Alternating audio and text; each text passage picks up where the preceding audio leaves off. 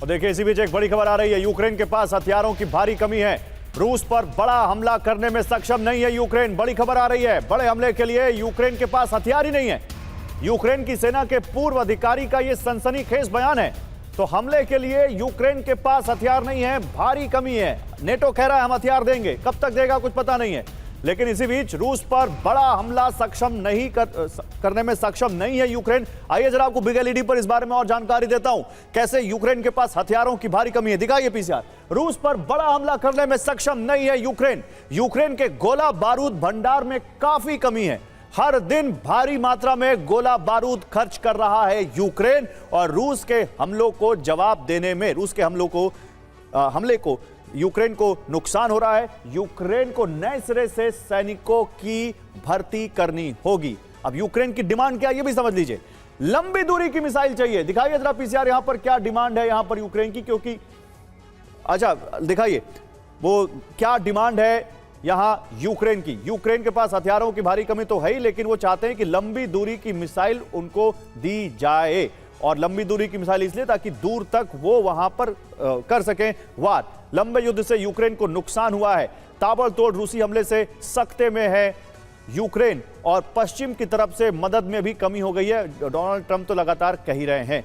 जल्दी से इस पर बात कर लेते हैं।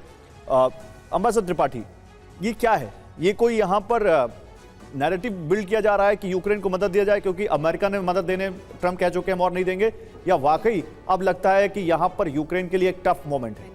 देखिए, अब यूक्रेन के लिए ये बहुत ही मुश्किल की घड़ी आने वाली है। हाँ। क्योंकि ट्रंप एक और जहां अभी हथियार इसलिए दे रहे हैं कि उनके यहाँ की वॉर इंडस्ट्री जो है वो फले फूले, और दूसरी ओर ट्रंप ये चाहते हैं कि जो उनका 28 सूत्री प्रोग्राम है उसको एक्सेप्ट करके दोनों देश समझौता कर लें और युद्ध विराम कर लें। अब अगर समझौता हो जाता है तो ट्रंप फिर अगले साल के नोबेल प्राइज़ के लिए कोशिश करना शुरू कर देंगे, और हो सकता है उनको मिल भी जाए अगर ये बड़ी चीज़ हो जाती है। अब 28 सूत्रों में से काफ़ी कुछ पर बात हो चुकी है, और साफ साफ दिख रहा है कि ट्रंप का झुकाव रूस के प्रति हो रहा है। नहीं, अगर ट्रंप का झुकाव दिख रहा है जनरल कुलकर्णी, तो क्या जो नेटो की अभी कमेंट्री थी, जो हम बता रहे थे, मार्क रूट ने कहा था कि 1.1 बिलियन डॉलर के हथियार नेटो खरीदकर उनको देगा, जनरल चतुर्वेदी उनको देगा, तो क्या ये हथियार इसीलिए वो यूक्रेन को ढांढस बंधाने के लिए कमेंट्री आ रही कि तुम चिंता मत करो हम देंगे हथियार? बिल्कुल यही है।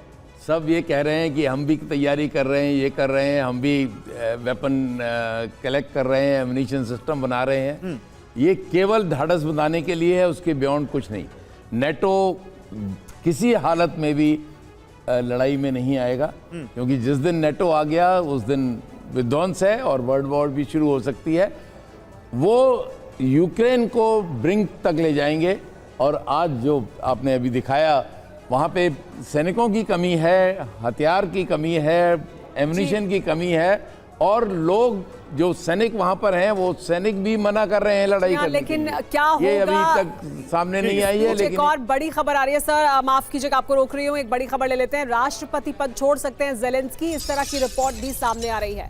अगले हफ्ते सत्ता को छोड़ सकते हैं जेलेंस्की पर इस्तीफा देने का भारी दबाव है, ऐसी रिपोर्ट सामने आ रही है। इस्तीफा टालने की कोशिश में भी है जेलेंस्की। यूक्रेनी सांसद आर्टेम दिमित्रुक ने बड़ा दावा किया है, जिसमें उन्होंने कहा है कि अगले हफ्ते तक जेलेंस्की इस्तीफा दे सकते हैं, क्योंकि उन पर इसको लेकर दबाव बढ़ता जा रहा है। संजय कुलकर्णी सर, ये हम देख रहे हैं कि यूक्रेन पर दबाव बनाया जा रहा है अमेरिका द्वारा, लेकिन जेलेंस्की जाहिर सी बात है खुद तो कुछ नहीं कर सकते हैं। वो यूरोप से मदद मांग रहे हैं कि आप अमेरिका के से मेरी बात कराने के लिए या मेरी बात रखने के लिए आप शील्ड की तरह मौजूद रहें। ये कितनी मजबूत शील्ड है? ये जेलेंस्की जो है यूएस का मुखौटा था। जेलेंस्की ने 2019 में कॉन्स्टिट्यूशन में अपने यूक्रेन के लाए कि हम नेटो और ईयू का सदस्य बनेंगे। लेकिन सवाल यह है कि नेटो की हम जब लड़ाई की बात करते हैं, नेटो का मुख्य सदस्य कौन है? यूएसए। क्या यूएसए लड़ेगा रूस के साथ? नहीं लड़ेगा। तो सवाल यह है, ये हथियार बेचे जा रहे हैं, ये जो डिफेंस इंडस्ट्रियल सेटअप है अमेरिका के अंदर, वो अपने आप सिर्फ हथियार बेचने में सर, यूक्रेन को अगर लगता है कि ये मेरी मजबूत शील्ड है या ये मुझे मदद करेंगे, तो ये मदद तो अमेरिका के जरिए ही कर सकते हैं। ये कोई शील्ड है नहीं दरअसल। जितना यूक्रेन फायर करता है दिन में, उतना यूरोपियन यूनियन बनाता ही नहीं है।